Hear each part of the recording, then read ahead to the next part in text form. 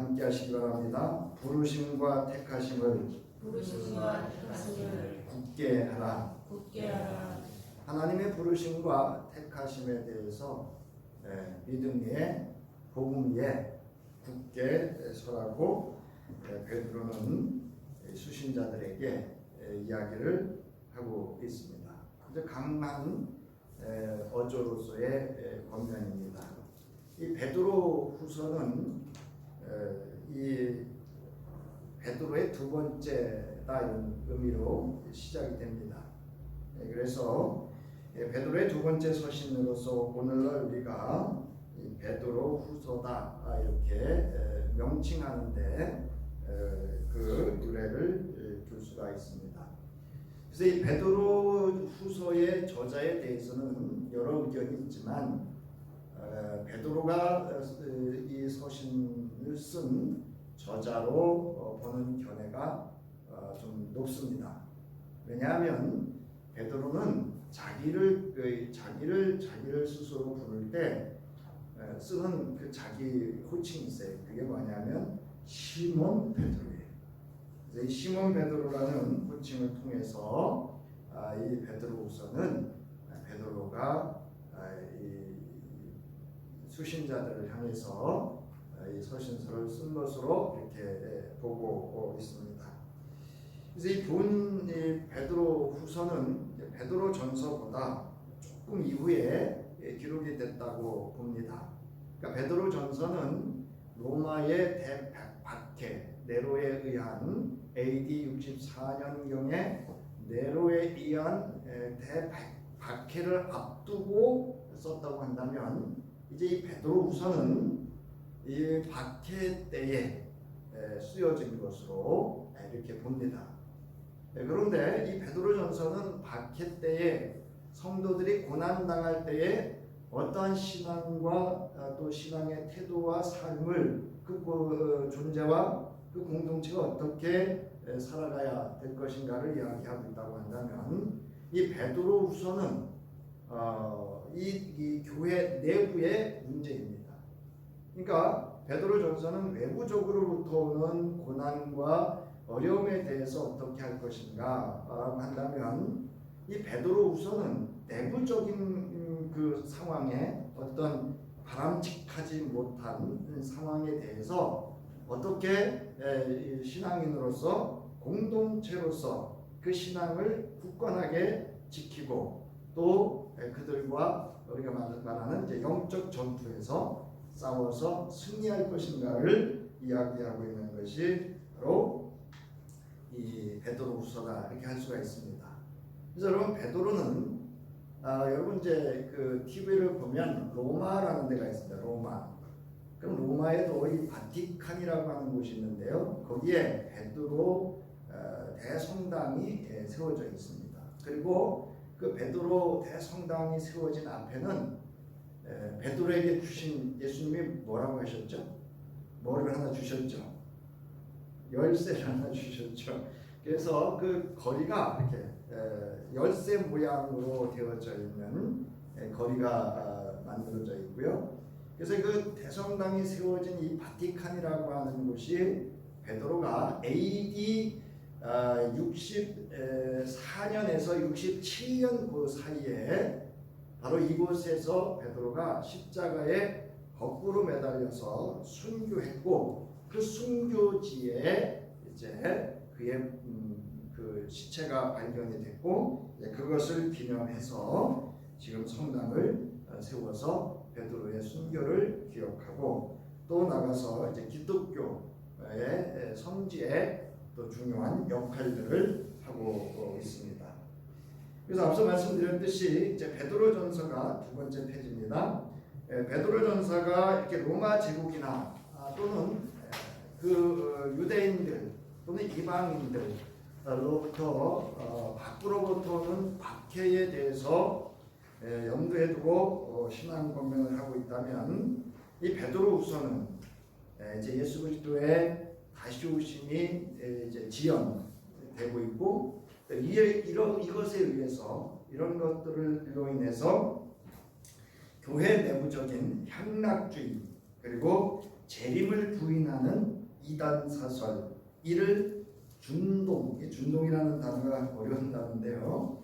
그래서 찾아봤더니 불순한 세력이나 보잘것없는 무리가 소동을 일으킴을 비유적으로 이르는 말로써, 그러니까 보이지 않으면서 또 보이면서 보이지 않는 것처럼, 또 보이지 않는 것처럼 영향력을 주면서 이들의 신앙의 근본을, 또 교회 공동체의 본질을 이제 훼손하고 왜곡시키고 훼손하고 분열시키고 파멸에 이르게 하는 거짓 교사와 그들의 거짓 교훈의 가르침을 경계하고 있고, 이를 어떻게 대처할 것인가, 그리고 어떻게 신앙을 굳건하게 지키도록 할 것인가에 대한 교훈을 쓴 서신이 바로 베드로후서다. 그래서 이 베드로후서의 여러분 배경을 잘 알고 있어야 돼. 그 서신을 쓴 배경이 뭔지를 알아야 왜 이 이야기를 여기서 기록했는지를 알 수가 있기 때문에 그렇습니다.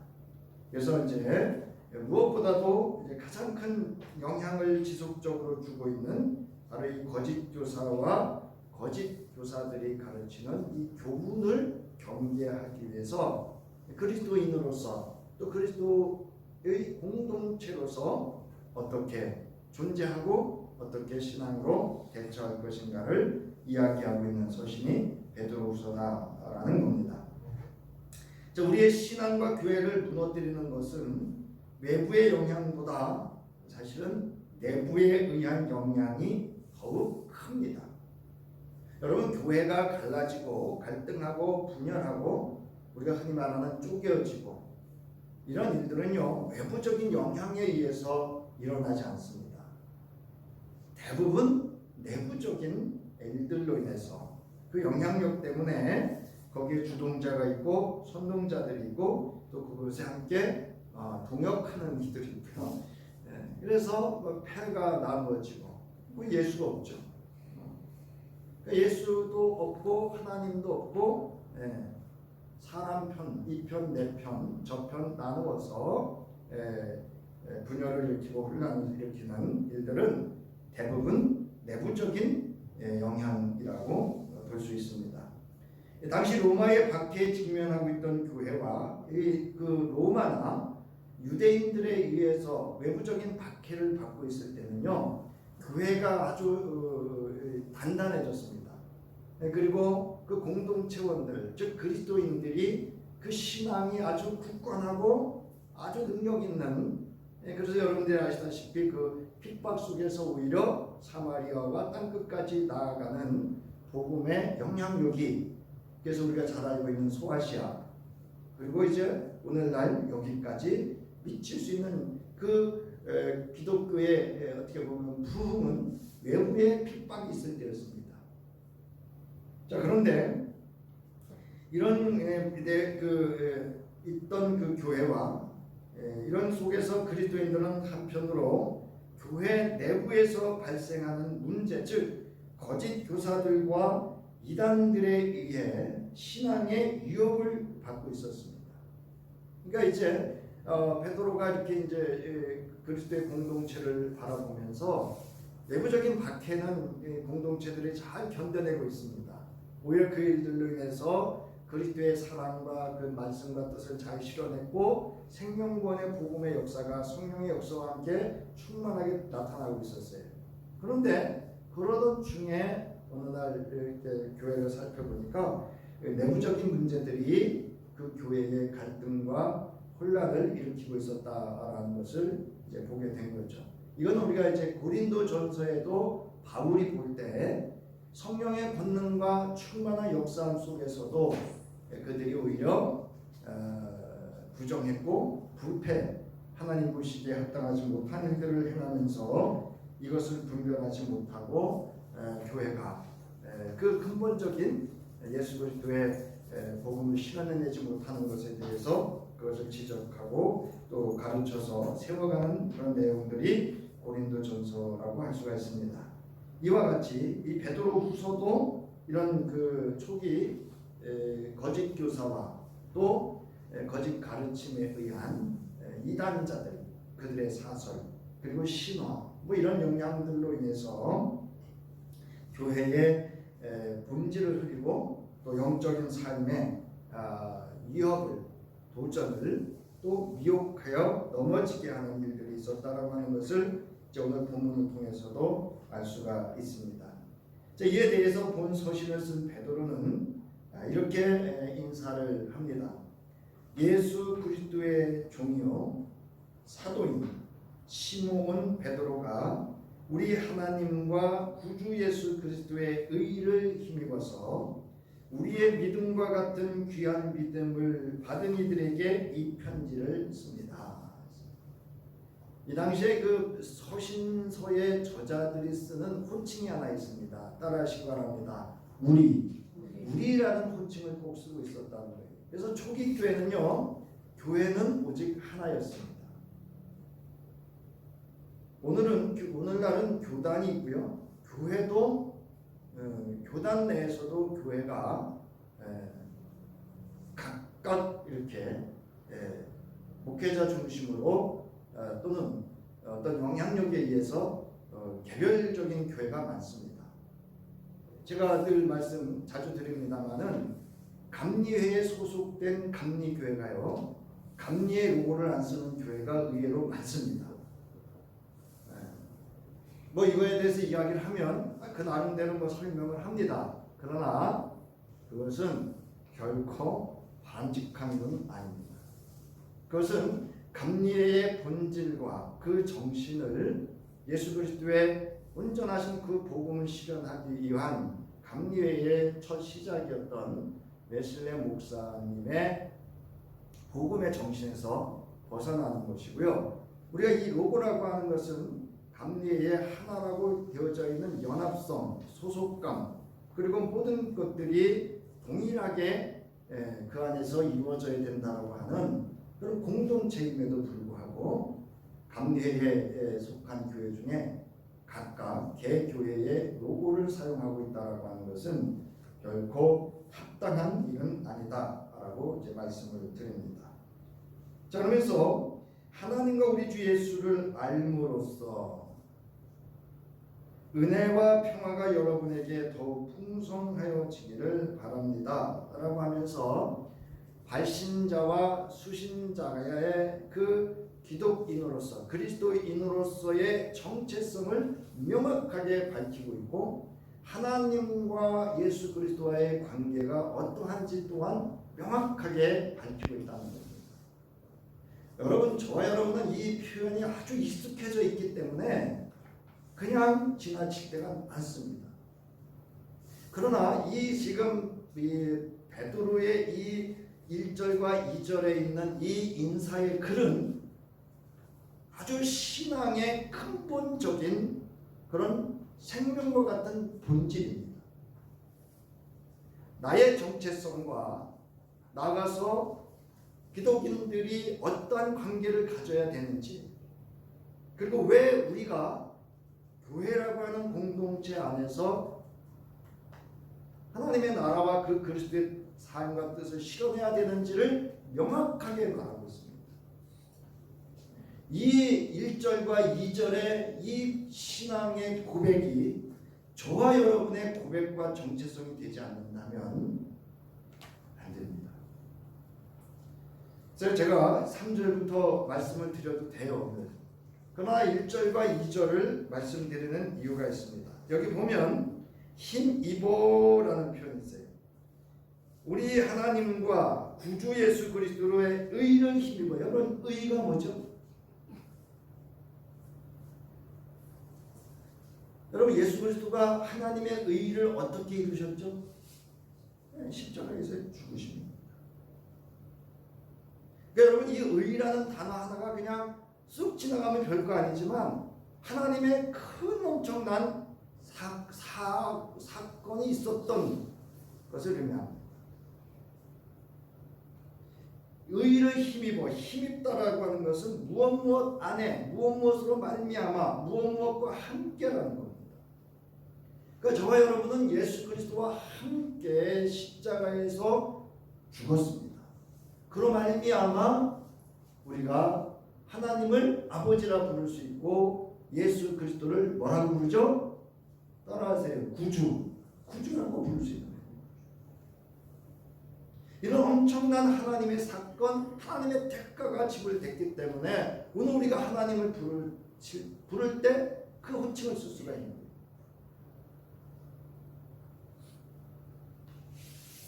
우리의 믿음과 같은 귀한 믿음을 받은 이들에게, 여러분, 우리의 믿음은 값싼 믿음이 아닌 줄 믿으시기 바랍니다. 치아 사이에서 바람 새는 소리로 그 믿음을 증명하는 거 아니에요. 귀한 믿음이에요. 왜 귀하죠? 예수 그리스도께서 십자가에 생명을 내어 주시고 부활하신 그 엄청난 사건을 경험케 한 믿음이기 때문에 그렇습니다. 우리의 믿음은 여러분 결코 한낱 누구 말 한마디에, 누구 분위기 한마디에 에이 교회 가니까 별거예요. 교회 가니까 여러분 그걸로 그렇게 쉽게 내팽개칠 믿음 아닙니다. 자, 그러면서 보세요. 하나님과 우리 주 예수를 무함으로 알므로써 이렇게 돼 있어요. 안다라는 얘기는 여러분 인식한다는 뜻이에요. 인식. 이건 뭐냐면 늘 깨워서 그것을 경험한다 이 뜻이에요. 그냥 단순히 지적 동의나 그런 거 아닙니다, 여러분. 가끔 목사님들 중에 성경 암송하는 거 자랑하시는데요. 그게 좋아요. 암송 많이 하시니까 좋지요. 못하는 것보다. 그 암송하는 게 자랑이 되고요. 그 말씀이 당신과 상관이 없다고 한다면 아무런 의미가 없어요. 제가 늘 말씀드립니다만은 설교자는요 항상 하나님 앞에서 자랑할 게 없습니다.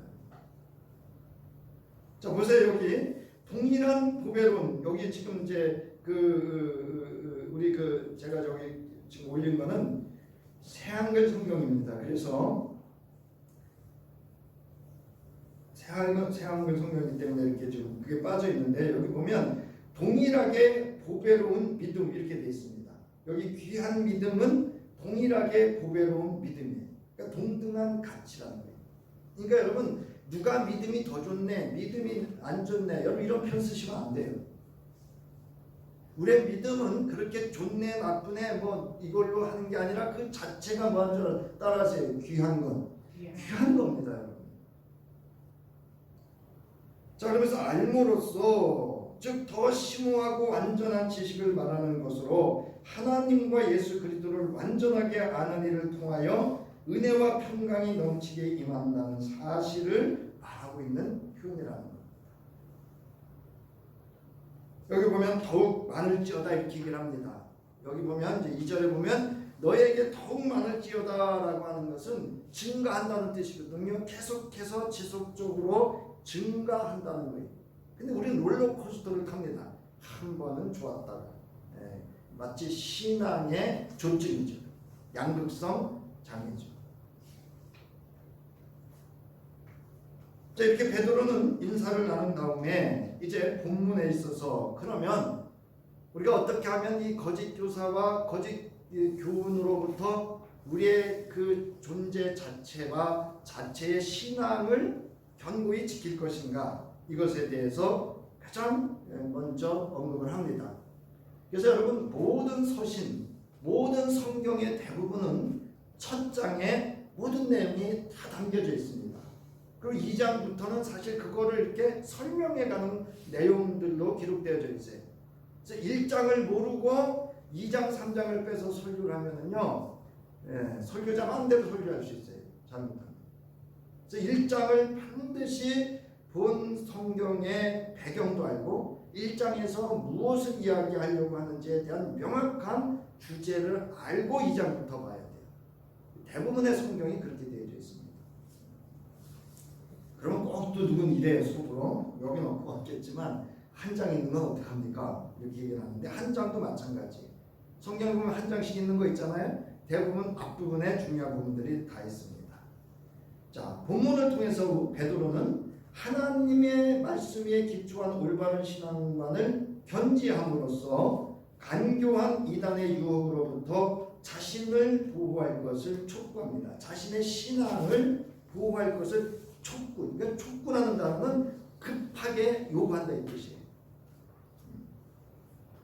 그래서 견지라고 하는 단어는요, 어떤 견해나 입장 따위를 굳게 지니거나 지킨다는 거예요. 그러니까 말씀으로 신앙을 굳게 지니고 지켜야 된다는 거예요.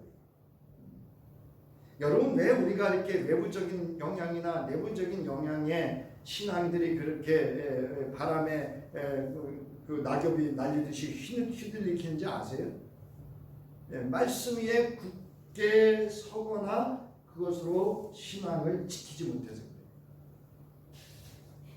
자, 그러기 위해서는 베드로가 권면하는 바와 같이 성도는 하나님과 예수 그리스도를 아는 단계만 머물러서는 안 됩니다.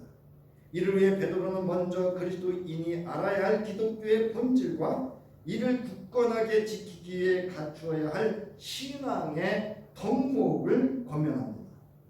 즉 하나님의 말씀을 마음에 새기고 실생활에 적용해야만 그리스도의 장성한 분량까지 성장하고 신앙적으로 성숙한 삶을 이룰 때 거짓 교사의 유혹을 분별하고 이를 능히 물리칠 수 있기 때문입니다. 그러니까 여러분, 자꾸 우리가 실생활 그러니까 뭐가 나가서 말씀대로 살아야 된다. 근데 여러분, 성서를 잘 보시면요, 말씀으로 살기 이전에 말씀으로 그 신앙의 정체성, 존재성을 갖고 있어야 합니다. 그러니까 내 존재가 말씀화가 돼야 돼요. 그러지 않으면 말씀 실현해놓고 자기 자랑됩니다. 그럼 말씀이 그게 능력이 되질 않죠. 자, 본문을 통해 우리를 부르시고, 여기 우리는 그리스도인과 교회입니다. 우리를 부르시고 선택해 주신 것을 굳건하게 하라고 베드로가 말하는 것이 무엇인지를 알아보고 우리의 신앙과 삶에 적응해 보기를 합니다.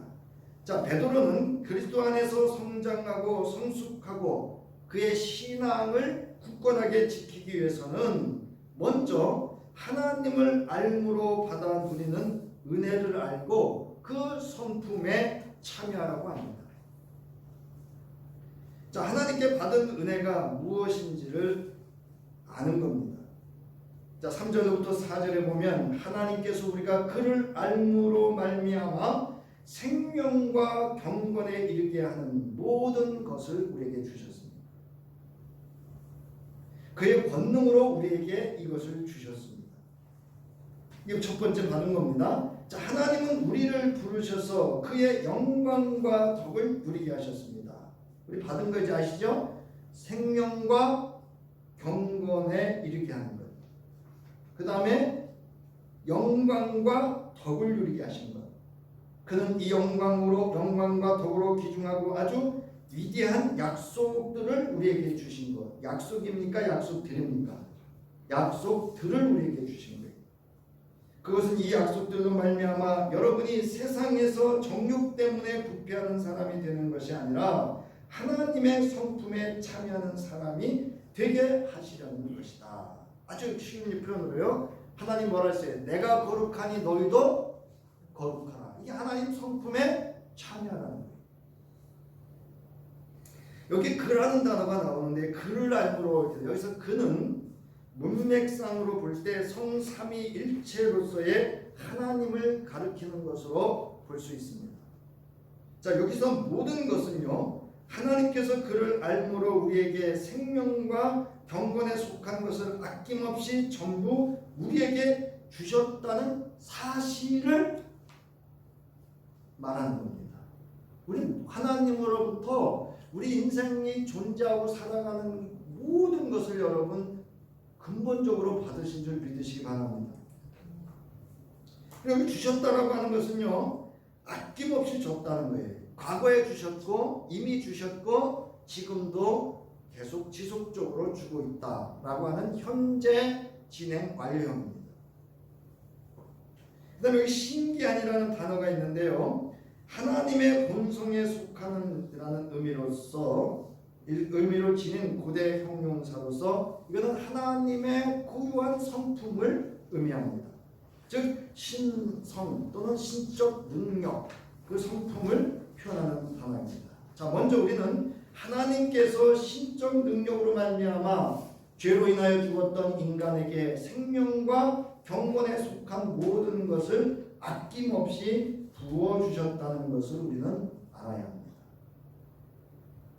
여기서 생명이란 죄와 사망에서 벗어나 영생을 소유한 존재를 말하고, 경건은 하나님을 신실하게 예배하고 따르는 영적인 삶의 방식을 말하는 거예요. 존재와 삶의 방식을 말하는 겁니다.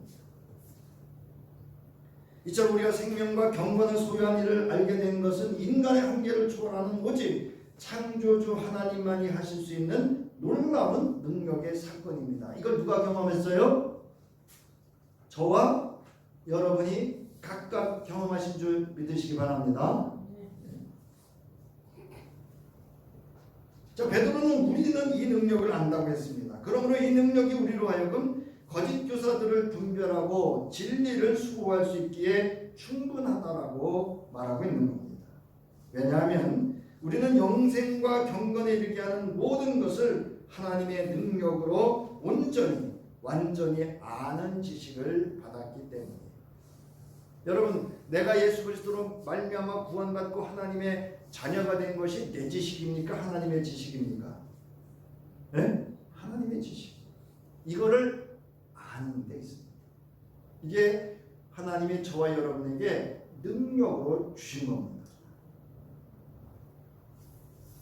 두 번째로, 베드로는 우리를 부르신 하나님은 영광과 덕으로 충만하신 분으로서 하나님의 영광과 덕으로 우리를 부르셨고, 그 영광과 덕을 누리게 해주셨다는 거예요. 이 표현이 뭔 표현인가 하는데, 온전히 하나님의 영광과 덕을 우리에게 이렇게 부어주셨다는 거예요.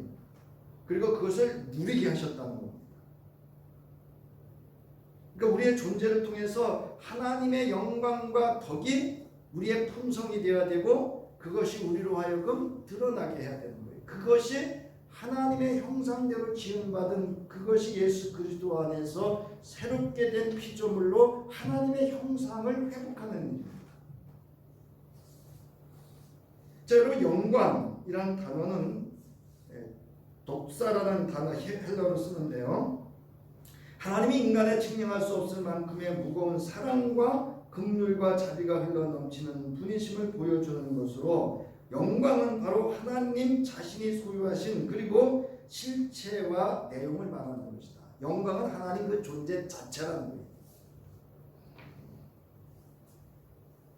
그리고 덕이라고 하는 것은 순수한 사랑과 진실함과 자비로움 등 하나님의 속성을 나타내는 것으로서, 그리스도인들은 하나님의 성품에 참여하는 자로서, 즉 하나님의 영광과 덕을 입으면 이 행실이 나온다는 거예요. 이 행실이 그 근원으로부터 나오게 된다는 거예요.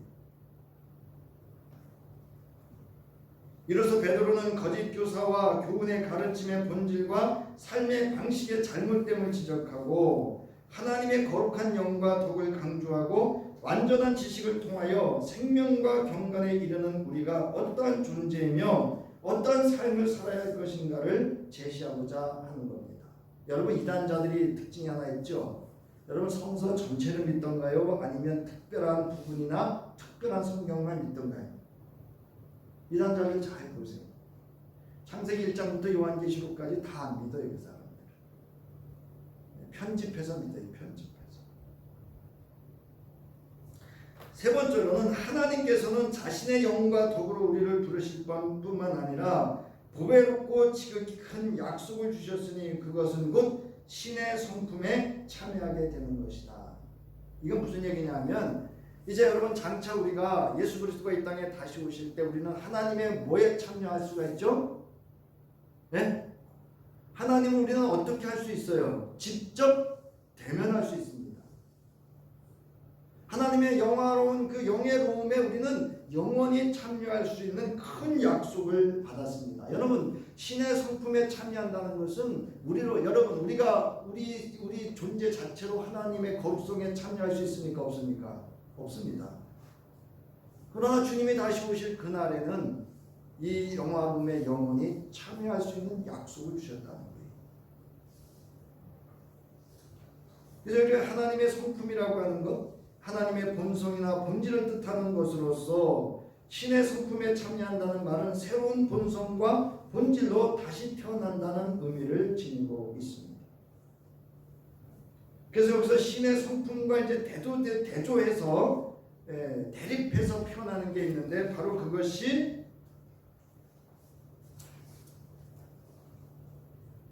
정욕, 세상에 썩어질 것을 말합니다. 그러니까 지금 거짓 교사나 그들의 가르침, 그들의 삶, 여기서 지금 제가 하나 언급한 게 있는데요. 이 거짓 교사나 거짓 가르침이 영지주의라고 하는 것이 있는데 이들의 삶이 아주 부패했어요. 더러웠습니다. 그렇죠? 그래서 그들의 삶을 이야기하고 있는 겁니다. 세상의 정욕과 썩어질 것으로 그들이 가르치는 그 결과, 그들의 가르침의 결과, 그들의 존재와 가르침의 결과가 그리 될 것이라고 이야기하는 겁니다. 그래서 여기서 정욕이라고 하는 것은 부정적인 의미에서의 열망을 나타내는 것으로서 부도덕한 성적 욕망이나 재물에 대한 욕심 등을 말합니다. 제가 이런 용감한 형사라든가 이런 프로그램을 좋아합니다. 제가 그래서 그런 걸 많이 봐요. 보면 사실은 분노하죠. 자기의 욕정을 위해서, 즉 자신의 성욕을 위해서, 자신의 돈 때문에 무고한 일정한 아무 대상을 향해서 무차별하게 살생을 하고 폭력을 가하는 그들을 볼 때 참으로 분노하죠. 어떨 때 절망도 하고요. 정말 분노할 때가 많습니다. 근데 대부분 여러분 세상에 일어나는 대부분의 범죄와 관련된 사건이 뭐냐면요. 성과 돈이 아니면 성입니다. 물론 이게 같이 있을 수 있습니다. 그 다음에 여기 썩어질 것은 뭐냐면요. 육체적인 부패나 멸망뿐 아니라 정신적이며 도덕적인 부패까지도 말합니다. 여러분 오늘날 도덕적인 부패가 우리가 몰라서 그러죠. 말도 못합니다. 그런가 하면 요즘 마약이니 이런 것들 보세요. 인간의 정신세계를 얼마나 부패시키고 그 다음에 그로 인한 도덕적인 삶들이 얼마나 부패하고 있는가. 하나님의 성품은 영광과 덕으로 충만한 것이지만 하나님의 생명과 경건이 없는 인간의 성품은 정욕과 썩어질 것으로 되어 있습니다. 그리스도인이 이러한 세상의 성품을 피하고 하나님의 성품에 참여하는 자가 되어야 합니다. 왜냐하면 우리는 하나님의 능력으로 아주 위대한 약속을 받았기 때문입니다. 여기서 피하다라고 하는 단어는요, 멀리 도망하다, 무엇으로부터 탈출하다 이런 뜻이에요.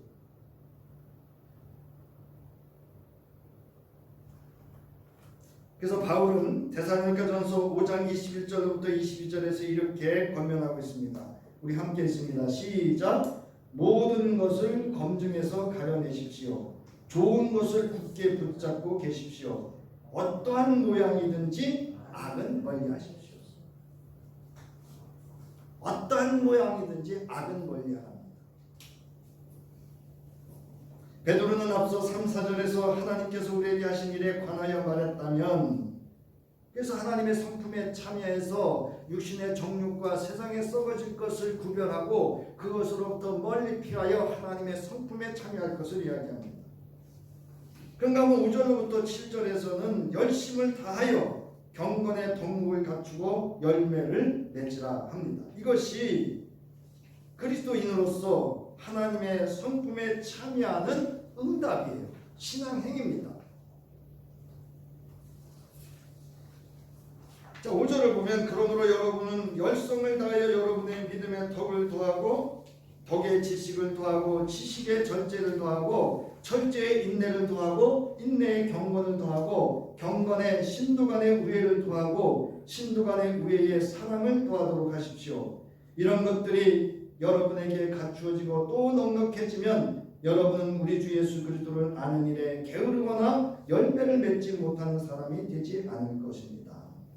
여기 중요한 단어는요, 더욱 5절에 더욱 힘써와 7절에 더하라는 내용입니다. 여기 더욱 힘써라고 하는 것은 부지런함으로 공급하라는 거예요.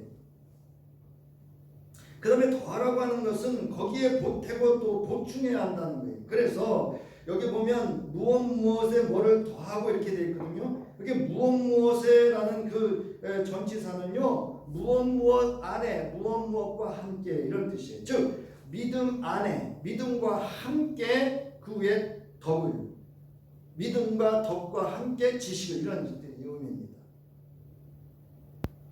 자, 그러면 5절부터 7절에서 그리스도인이 갖춰야 할 덕목의 가장 기본이 되는 것은 무엇이냐면 믿음입니다.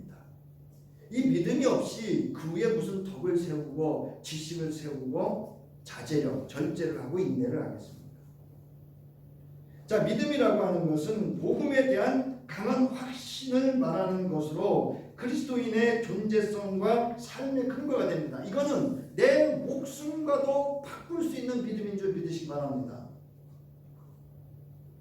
이 믿음이 있어야 순교할 수 있어요. 이거가 없으니까 그냥 조금만 뭐 하면 그냥 흔들립니다. 그리스도인은 그 누구도 하나님에 대한 믿음이 없이는 하나님을 기쁘시게 할 수 없다 했습니다. 에베소서 2장 8절에서 바울은 여러분은 믿음을 통하여 은혜로 구원을 얻었습니다. 이것은 여러분에게서 난 것이 아니요 하나님의 선물이다. 믿음도 누가 주신 거예요? 모든 것을 권능, 능력으로 주신 하나님의 선물인 줄 여러분 믿으시기 바랍니다. 그러니까 여러분, 우리가 이 땅에 살면서 가장 큰 선물은요, 내가 하나님으로부터 받은 복음에 대한 확신에 거하고 살 수 있는 이 믿음입니다. 자, 그러면 이제 좀 빨리 할게요. 믿음 안에 뭐를 세우라고요? 덕을 세우라는 거예요. 저는 이 말씀을 준비하면서 깨달은 게 하나 있어요.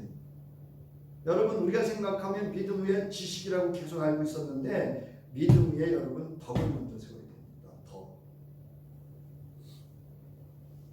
그래서 이 덕은 도덕적인 탁월성을 뜻하는 것으로 거룩하신 하나님의 속성에 해당하는 것입니다. 즉 우리의 도덕적 기준은 우리의 길이요 진리요 생명이신 거룩하신 예수 그리스도가 우리의 덕의 기준이 되어야 돼요. 따라서 예수라면 어떻게 하실까? 이 상황에서 예수라면 어떻게 하실까? 그 다음에 지식이에요. 이 그노시스라고 하는 헬라어는 하나님과 그리스도라는 완전한 지식을 말하는 것으로 영생을 소유하고 하나님 나라 참여함에 이르게 하는 것입니다. 여러분, 설교자들이 경계해야 되는 게 하나 있는데 그게 뭐냐면 성도로 하여금 하나님의 말씀을 듣고 영생에 이를 수 있도록 인도해주는 안내자가 되어야 돼요. 그 말씀으로 그렇게 세워줘야 돼요. 지식으로 완전한 지식을 갖출 수 있도록 세워주는 게 설교자입니다. 바라옵기는 저와 여러분 남은 인류의 인생 속에서 하나님의 완전한 지식을 아는 일에 힘쓸 수 있기를 주의 이름으로 축원합니다. 여러분, 교회 와서 세상 지식 배우려고 오는 게 아니에요. 여러분 웬만큼 검색하면요, 여러분 어떤 증상이나 병에 대해서요 웬만큼 검색하면 다 나옵니다. 여러분, 경험자들의 간증도 나오고요. 두 번째, 여러분, 절제입니다. 이 절제는 뭐냐면 앵크라데이아라고 하는 테이아라고 하는 단어인데요, 이거는 무엇 안에 그리고 하나 힘이라는 단어예요. 힘을 안으로 향한다는 뜻이에요. 이게 뭐냐면 자제력이에요. 자제력. 자기를 스스로 통제하고 다스릴 수 있는 것을 갖춰야 돼요. 여러분, 이거를 갖추지 못해서 우리 신앙의 삶 속에서 나도 무너지고 다른 사람에게 상처가 되고 다른 사람의 신앙과 삶을 무너뜨릴 수 있는 영향을 준 적이 얼마나 많습니까? 나의 감정, 나의 생각, 나의 언어. 여러분, 언어, 우리 말로 이렇게 표현되는 언어도 중요하지만요, 표현되는 언어는 7%랍니다. 언어적인 표현은 7%고요. 그 외에 비언어적인 언어가 93%랍니다. 그래서 사람들은요, 그 사람 말하는 걸 들으면서 사실은 93%를 느끼는 거예요. 그래서 그 사람의 말이 진정성이 있는지 없는지를 그때 경험하는 겁니다. 이때 자제력이 없으면요, 진정성이 거기에 담겨질 수가 없어요. 이 자제력이 없으면요, 다른 사람을 옳고 그름으로 판단하고 나는 옳다라고 생각하고 자기 의를 이루어가는 일에 힘쓰게 될 수도 있습니다. 두 번째로 믿음과 덕과 지식과 절제와 함께 인내입니다. 인내는 뭐냐면 견디는 거예요. 견딘다라고 하는 건 여러분 무조건 견디는 게 아니고요, 신앙의 믿음의 그 복음의 확실성을 가지고 외부적이든 내부적인 영향에 있어서 그 신앙이 흔들리지 않는다, 그 뜻이에요, 여러분. 그 다음에 여러분 경건입니다. 하나님을 의식하고 두려워하며 존경하는 마음을 가지고 근신하는 것을 말합니다. 이것은 세속적인 덕목을 초월하는 것으로 예수 그리스도를 믿는 사람에게만 해당하는 것이며 하나님을 모든 것 위에 놓고 하나님만을 섬기는 자세를 말합니다. 그러므로 이러한 경건이 없으면 진정한 그리스도인이라 할 수 없습니다. 이렇게 그리스도의 경건이 없는 사람을 멀리하고 피하라고 합니다. 오늘 이제 우리 최 권사님 차량 운행을 이렇게 올라가는데 여기 그 복숭아 있잖아요, 그 코너에 거기 이렇게 써붙였어요. 복숭아 따가지고 가지 마세요. 절도죄로 신고하겠습니다. 그때 최 권사님 제가 오다가 권사님 저기 보세요, 현수막에 저렇게 글이 써 있어요. 그랬더니 권사님 이렇게 말씀하시는 거예요.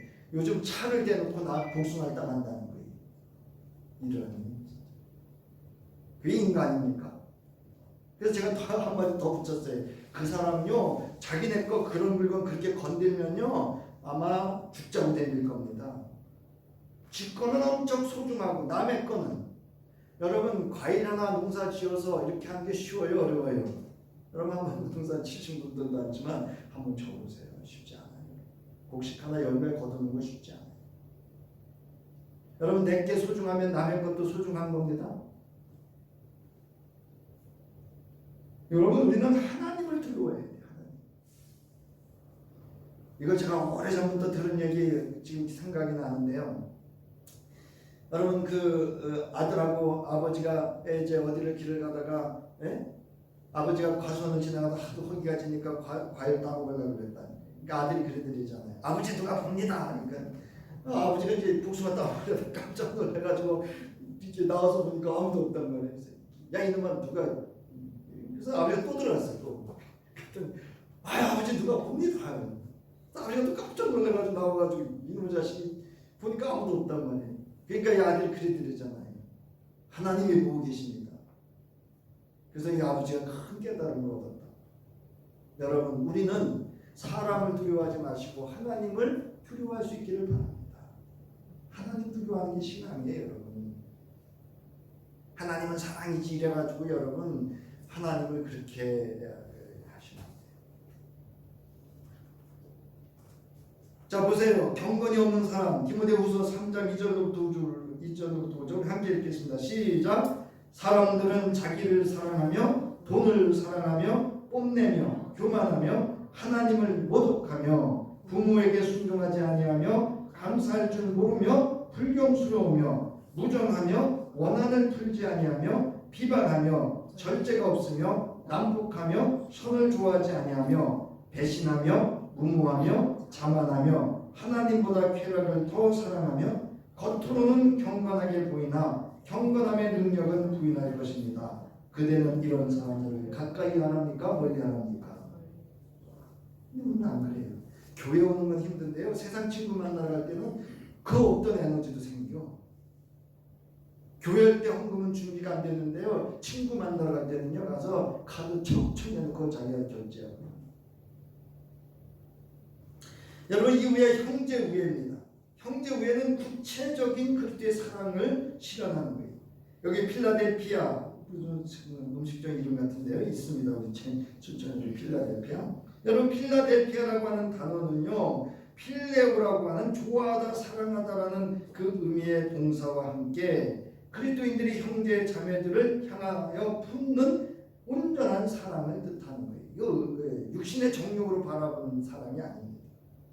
누구든지 하나님을 사랑한다고 하면서 그의 형제 자매를 사랑하지 않으면 거짓말하는 자라고 성경 요한일서 4장 19절부터 21절에 말하고 있습니다. 그리고 예수님 말씀하셨잖아요. 우리 수없이 들었던 거, 내가 너희를 사랑하는 것 같이 너희도 뭐하라? 서로 사랑하라고. 오늘 기도자가 했듯이요. 그런데 우리는 어떻습니까? 불평하고 판단하고 해야 되고.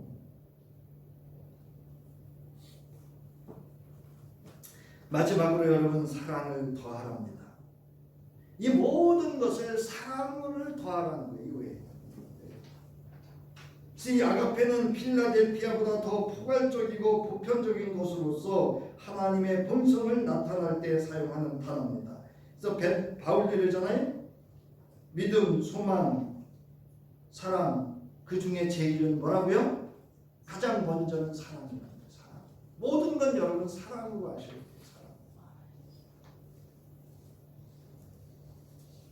이것이 하나님의 성품의 그 덕목에 온전히 참여하는 것입니다. 이럴 때 거짓 교사와 거짓 교훈은 또는 그 모든 내부적인 영향력으로부터 온전한 신앙, 그리고 하나님의 성품에 참여하는, 그래서 부르심과 택하심을 굳게 할 수 있는 신앙이 될 수 있다는 것입니다.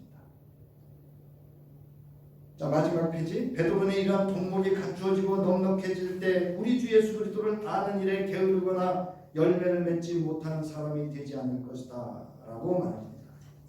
저는 이 말씀을 준비하면서 원고에는 없습니다만 예수님께서 열매 없는 무화과 나무 저주하신 거 아시죠? 저주가 아니고 심판하신 거 아시죠? 그 얘기는 여러분 유대인들을 향해서 말씀하신 거거든요. 유대인들이 자기 의에 충만한데 뭐가 없어요? 하나님의 성품과 그 말씀으로 맺어진 열매가 없다는 거예요. 이 얘기는 뭐냐면 제자들에게, 그리고 그 당시에 기독 공동체에게 너에게도 뭐가 있으면 예수님은 뭐를 찾겠다는 거예요? 열매를 찾겠다는 거예요. 그래서 여러분 보면 성령의 열매, 또 포도원 비유를 통해서 열매를 계속 이야기하고 있습니다. 그래서 이번에 이제 제가 감독 우리 수련 목회자 지도 감독자 교육 받으러 갔는데요. 그 외 담임 목사님이 이제 어떻게 하면 수련 목회자들을 잘 인도하고 지도할 것인가, 그 이야기 중에 그런 얘기를 하더라고요. 선배된 우리가 노인이 되면 안 된대요. 어른이 돼야지. 나이 들면 그냥 노인 된대요. 그러나 어른은 그냥 되는 게 아니에요. 우리 신앙도 마찬가지예요, 여러분. 그러니까 신앙의 꼰대가 되면 안 돼요, 여러분. 어른이 돼야 돼요. 어른이. 그러려면 3절부터 11절의 말씀을 온전히 우리가 기억하고 이 하나님의 성품에, 이 덕목을, 성품에 참여하고 덕목을 갖추는 일에 더욱 힘써야 됩니다. 자, 베드로는 하나님의 부르심을 받은 것과 택하심을 받은 것을 굳게 하여 넘어지지 않도록 하라고 합니다. 즉 부르심을 받은 것과 받은 택하심을 받은 것을 굳게 하면, 여기 굳게라는 단어는요 확실하게 나타내면이라는 뜻이에요. 현재 어떤 상황에 처하게 될지라도 넘어지지 않을 것이라고 하고, 여기 넘어진다라는 건요 엎드러진다는 거예요. 그래서 부르심과 택하심의 그 의미가 뭐냐면 우리를 향하신 하나님의 사랑을 나타내는 표현이라는 거예요. 그리고 굳게 하라고 하는 것은 앞서 말씀드렸듯이 우리의 현재 선택과 부르심을 확실하게 나타내는 데 있습니다. 믿음은요 나타내는 데 있어요. 그것을 실현해내는 데 있습니다. 나가는 말, 이렇게 하면 11절 우리의 주님이시며 구주이신 예수 그리스도의 영원한 나라에 들어갈 자격을 충분히 갖출 것입니다 라고 말합니다. 이것이 우리의 신앙의 본질입니다. 이것이 우리가 현재 갖추어야 할 그리스도인으로서의 존재의 본질이고 삶의 방식과 과정이어야 합니다. 이것이 하나님의 성품, 거룩함, 그 영광과 덕에 참여하는 자가 누리고 해야 할 일입니다. 사랑하는 성도 여러분, 베드로전서 5장 8절로부터 10절에서 이렇게 고면합니다. 정신을 차리고 깨어 있으십시오. 여러분의 원수 악마가 우는 사자같이 삼킬 자를 찾아 두루 다닙니다. 믿음 위에 굳게 서서 악마를 맞서 싸우십시오. 여러분도 아는 대로 세상에 있는 여러분의 형제 자매들도 다 같은 고난을 겪고 있습니다. 모든 은혜를 주시는 하나님, 곧 그리스도 안에서 여러분을 자기의 영원한 영광에 불러들이실 분께서 잠시 동안 고난을 받은 여러분을 친히 온전하게 하시고 굳게 세워주시고 강하게 하시고 기초를 튼튼하게 하여 주실 것입니다. 여러분, 내가 나의 신앙과 삶의 뿌리를 세상에 두고 사는 것과 하나님께 두고 사는 것의 차이를 말하고 있는 겁니다. 오늘 이 세대는 우리로 시험에 들게 하고 우리의 신앙을 넘어지게 하는 세상의 정욕과 불패할 것이 언제나 저 문 앞에 엎드리고 있습니다. 또한 내부적인 요소들도 우리를 실족케 할 수 있는 것들이 참으로 많습니다. 이럴 때일수록 오늘 본문에서의 베드로의 권면을 교훈 삼아야 합니다. 하나님의 성품에 참여함에 더욱 힘쓰고 풍성하는 일에, 그래서 부르심과 택하심에 굳게 하여야 합니다. 더욱더 우리 주 예수 그리스도를 아는 일에 열심을 내어 경건의 덕목을 충만하게 하고 하나님의 사랑으로 부르심을 받은 것과 택하심을 받은 복음의 확실한 믿음 위에서 굳게 하여 우리의 주님이시며 구주이신 예수 그리스도의 영원한 나라에 들어갈 자격을 충분히 갖추어 누릴 수 있는 그런 저와 여러분의 삶이 되기를 주님의 이름으로 축원합니다.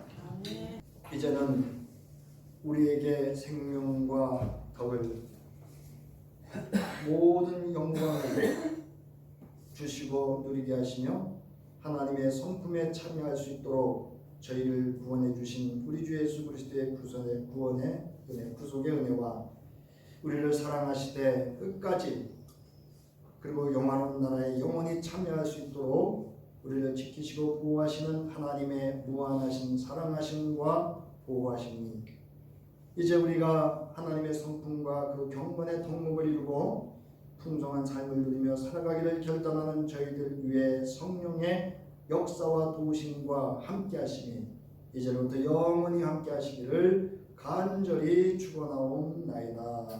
아멘.